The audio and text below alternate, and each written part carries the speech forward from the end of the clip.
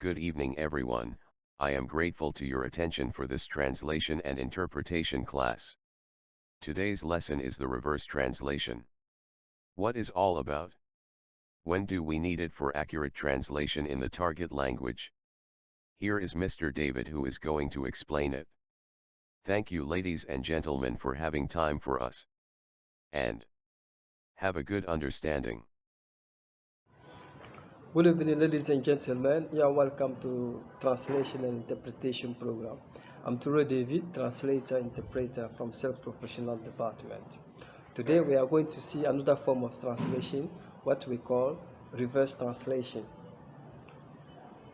What we have seen so far as techniques of translation, namely transposition, modulation, deletion, borrowing, adaptation, are not solutions on themselves to all problems of translation. They are means to get the right translation.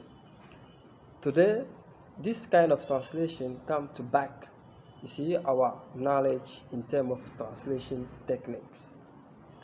The reverse translation is very important in translation field. It allows us to know how can we translate the meaning of a sentence not by following the order of words in English, because it will be a meaningless translation in the target language. At times, English intends to use the means before the result to express the idea or effect, whereas in French, they use the result before the means. Let's give an example to be straightforward in order to understand what I mean. The two gangsters ran out of the bank. For example, to run here, run is the means, out is the result. When you translate it in French, it will be les deux gangsters sortirent de la banque en courant. Donc here in French, they have used the result, sortir, and then the means, en courant. Donc, if you understand that, the reverse translation, they have translated out first in French, then ran in French, courir. Donc, in French, they are interested in the result after the means. Whereas in English, they are interested in the means after the result. In this kind of reverse translation, if you understand, we can add or associate one or two of the techniques of translation to give more precision concerning the sensible meaning in the target language, like here transposition. You see, like transposition, we know that is the grammatical change from the source language to the target language. As an example, what is a verb in the source language is a noun or adverb in the target language. Let's give an example to understand more. I rushed off when I saw the man. See, in French it will be je partis précipitamment quand je voyais l'homme. See, in this case, we have started translating off before translating rush. But rushed here in French is a verb. No, in English is a verb, but in French it is an adverb that we have used, précipitamment. Have you seen? So a verb has been transformed into adverb. So now the following preposition or particle of, you see, is particle here, of is the particle here, you see, has been translated as a verb, partir ou quitter. Ça peut avoir le sens aussi de quitter dans d'autres contextes. Donc partir ou s'en aller. Vous voyez?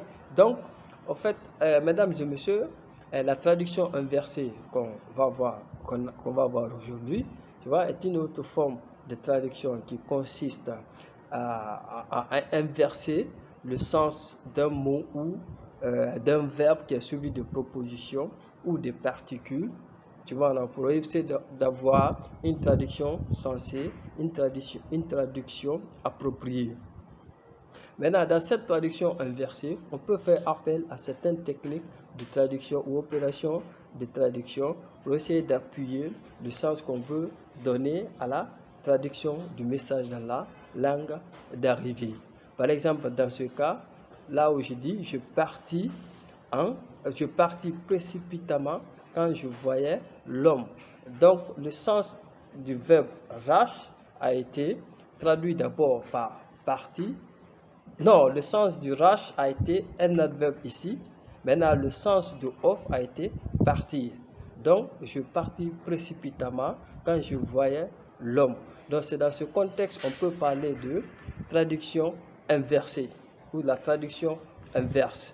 Donc, dans ce cas, tu peux ajouter une technique de traduction, la transposition, qui vient changer de catégorie grammaticale dans la langue d'arrivée.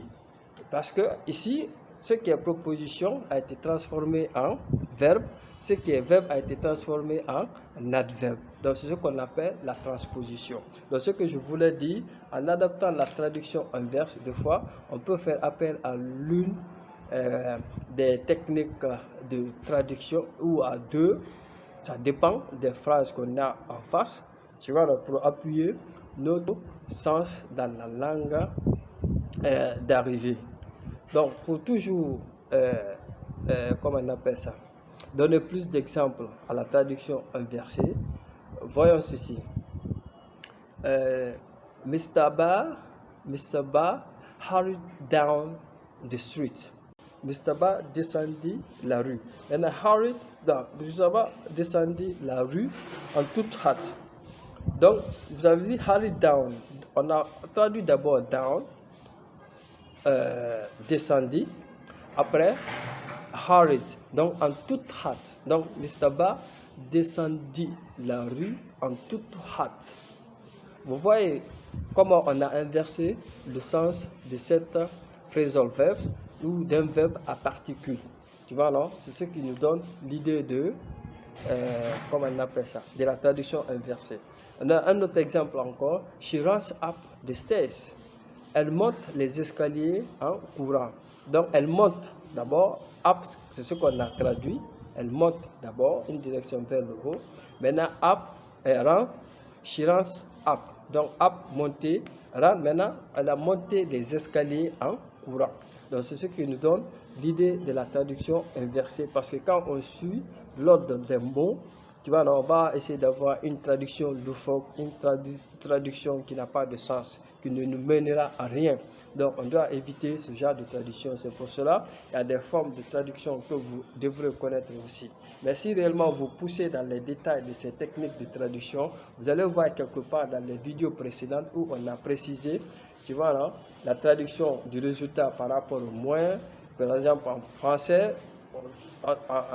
on traduit le résultat après le moins, tandis qu'en anglais, le moins après le résultat. Vous voyez.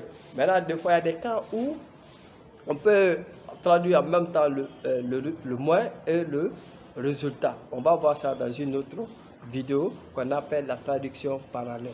Donc, mesdames et messieurs, je vous remercie pour votre attention. Abonnez-vous, partagez, likez pour qu'on puisse agrandir notre audience. Merci.